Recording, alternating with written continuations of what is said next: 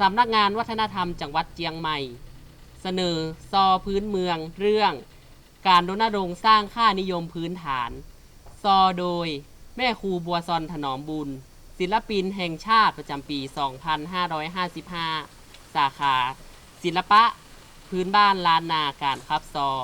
และนายกิติพงษ์แก้วมาหรือน้องสมพงษ์พะเยาเชิญรับชมและรับฟังได้แล้วครับ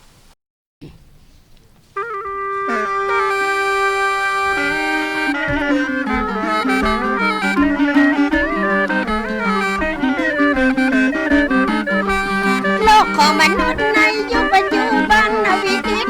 การเกิดขึ้นต่างๆบ่ว่าการเมืองการจ้างบ่ว่าการสร้างลาบได้บ่ว่าการกินการอยู่บ่ว่าการกู้การจะช่วยกันอนุรักษ์รักษาพัฒนาสู่อาเซียนการประเพณีนิยมในสังคมแปรเปลี่ยนจะไปคือมันผิดเพี้ยนไปจากวัฒนธรรมเป็นมรดกของเก่าลูกหลานตานเต้าสืบตามศิลปะวัฒนธรรมเอาของดีนำเผยแพร่ค่านิยมพื้นฐานมี5ประการได้แก่ข้อ1อย่าเป็นคนท้อแท้ตัวเฮาต้องปึงตัวเฮาความเพียรและวิริยะเอาชนะต่อความโง่เขาตัวเฮาบ่ช่วยตัวเฮาปึ้งคนกลุ่มเขามันน้อยโอกาสใจความสามารถของตนมีความอดทนอย่าได้ประมาทมีความขยันบ่มีความขยันอำนาจแห่งความมีใช่หูจักการรับผิดชอบระบอบแห่งความตั้งใจหูจักปรับปรุงแก้ไขงานก็ผ่านไปเร็วดีค่านิยมพื้นฐานที่2ใจสมองคิดต้องทวนทีสมัยเทคโนโลยีวัตถุสิ่งของยามมันเป็นยุคว่ากาเต็นที่อนาถเหลือเกินที่เพิ่นเป็นดีมีเงินเพิดเพลินในการใช้จ่ายพุทธานา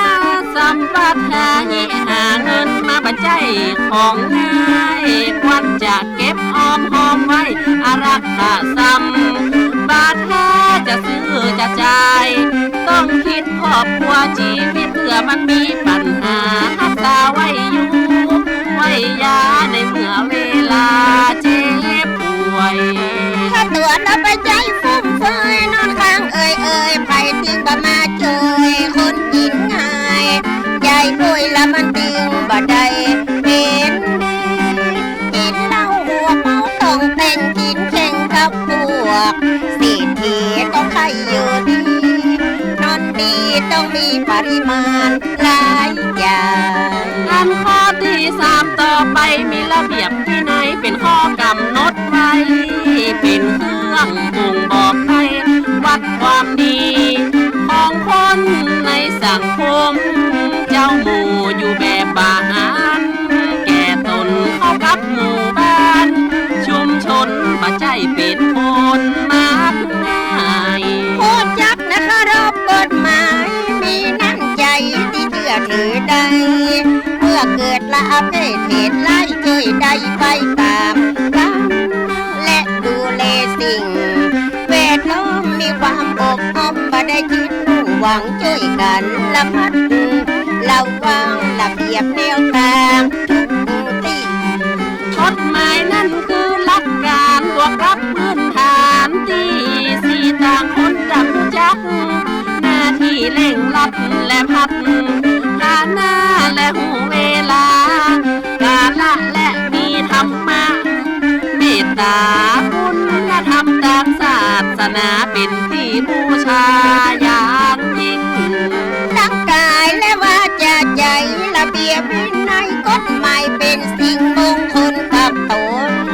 อย่างยิ่งขออย่าได้นิ่งดูได้เข้ามาช่วยกันปกป้องถูกต้องธรรมพุทธกฎหมายซื่อสัตย์และสุจ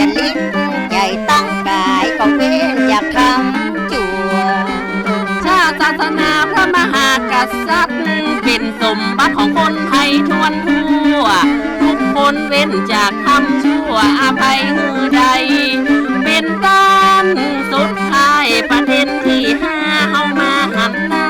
เข้าหากันเกี่ยวก้อยเกี่ยวก้อยสัมพันธ์เฮามาช่วยกันทุกฝ่าย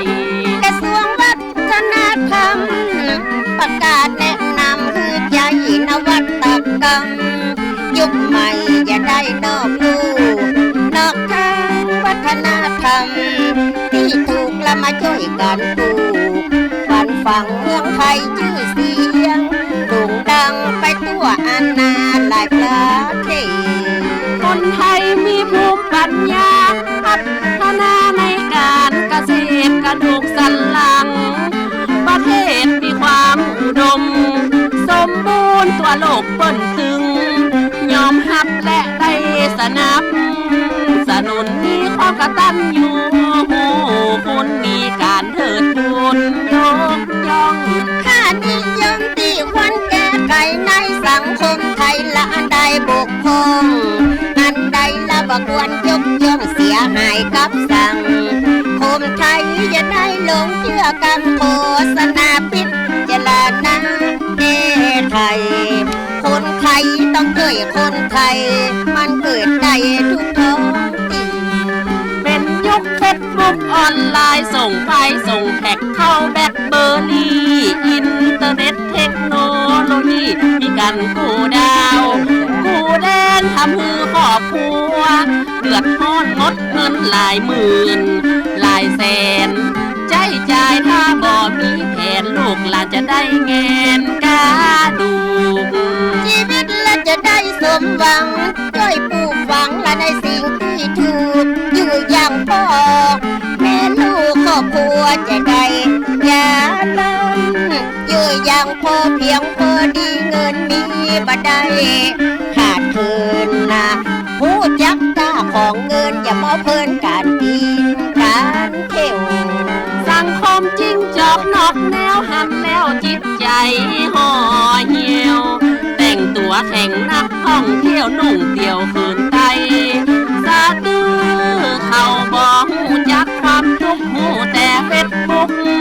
มือถือเขาเล่นยุบตีนยุบมือเขาถือเป็นธรรมชาติห้องเฟิกกินเหล้าเมาเบียร์คนจะเสียเพื่อความประมาทมันลูกเต็มต้องอาจฟาดอนาคตขาดไปเลยอย่าได้คิดหักมักง่ายอย่าไว้เดินลูกหลานเอ๋ยอย่าไปเลยไปเลยผู้เคยเหมือนเขาเซเว่นบางห้องเข้าขับเข้าบาร์สนุกเฮฮาตื่นเต้นกินแอวเล่นบังเวลาพ่อแม่หาเงินมาไว้ส่งได้ศึกษาเพื่อลูกได้หับปริญญามีหน้ามีตาเหมือนคนอื่นความไม่ฉลาดในการเป็นนายกับชีวิตบ้านปลายมีแต่ความโกงคืนปัญหาที่มันเกิดขึ้นเพราะเขาบัลมัดเราเลยเป็นคนหมดโอกาสตกเป็นข้าแห่งความผิดหวังไปเชื่อโชคลางของขังกระช้ำหลงตามไปใหญ่เพราะเขาละบ่เชื่อบ่ฟังคำสอนผู้หลักผู้ใหญ่เพราะว่าสังคมยุคใหม่เขาบ่เชื่อกรรมโบราณเพราะว่าคนเฒ่าเกิดก่อนผ่านหนาวผ่านร้อนมีประสบการณ์เอามาสอนลูกสอนหลานเป็นการระบายคลายผ่อนสิ่งอุปโภคมีหมดมีทั้งสดทั้งผ่อนพอเป็นยุคดีที่ต้นคนอย่างสบายนายเงินวัตถุนิยมมากมายงมงายคือกันเหลือเกินวันไหนถ้าเขาบ่มีเงินเดินทางมายังบ่ยอมเฮาเชื่อวัฒนธรรมคำสอนพระบวรองค์พุทธเจ้าจะได้มั่นมูลรุ่นเต้าจะได้อยู่ดีสบายมาช่วยกันสร้างกันคิดสิ่งที่มันผิดช่วยกันแก้ไขเขาเกิดมาเป็น คนไทยหูภาษาไทยและท้องถิ่นคนลืมตัวก็เหมือนวัวลืมตีนอย่าถูกตีจินอย่าพินเพื่อว่าสังคมป้าบินและมีการผิดเพี้ยนเปลี่ยนแปลงกระทรวงวัฒนธรรมจะขอนำมาที่แจกความดีบ่มีเปลี่ยนแปลงมาช่วยห่วงเพลงแปลงไปสำนักงานกรมการส่งเสริมวัฒนธรรมเดิมวัฒนธรรมใหม่สร้างสรรค์ละมันยิ่งใหญ่คืออยู่กับผู้แผ่นดินเฮามาห่วมใจความอกปกป้องมรดกทรัพย์สินตอบคุณแม่น้ำแผ่นดินที่เฮาได้กินได้อยู่การสร้างและคุณค่านิยมสังคมทุกหมู่คนที่เปิ้นมีความรู้และมีสติปัญญาช่วยทำให้สังคมน่าฮักช่วยกันฟูมฟักรักษาขอฝากปิตามันดาเป็นหูเป็นตาคอยพ่องสถานศึกษาทุกสถาบันครูบาอาจารย์ช่วยกันสอดส่องเอาคุณธรรมนำเล่าเป็นแสงไฟส่องทางเพเพื่อเยาวชนทุกคนของชาติมีความฉลาดเฉลียว